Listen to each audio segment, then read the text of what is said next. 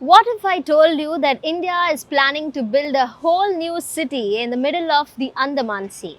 Congress leader Sonia Gandhi has called the project a grave misadventure and an ecological disaster. She says it's not just about ports and airports, but about tribes, trees, turtles, and transparency.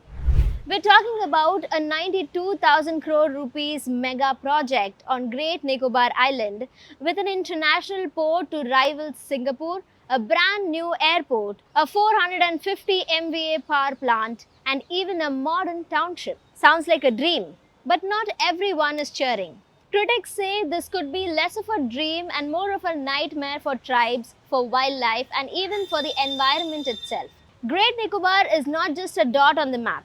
It's one of the world's last untouched biodiversity hotspots and home to two ancient tribes. One, the Shompen, who are the hunter gatherers who have lived in the island's forests for over 30,000 years. Two, the Great Nicobarese, skilled mariners who arrived around 10,000 years ago and have long made their homes along the coast.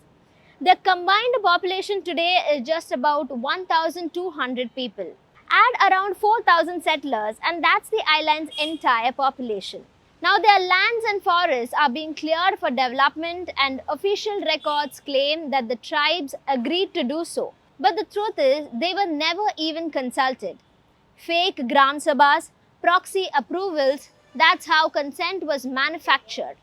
For the Shompen, who want no interference, and for the Nicobarese, who have been asking to return to their traditional lands since the 2004 tsunami, this project could mean an existential threat. The project demands the diversion of 130 square kilometers of pristine forest land that's close to 1 million trees gone. This island is home to rare species like the leatherback turtle, which nests on Galathea Bay.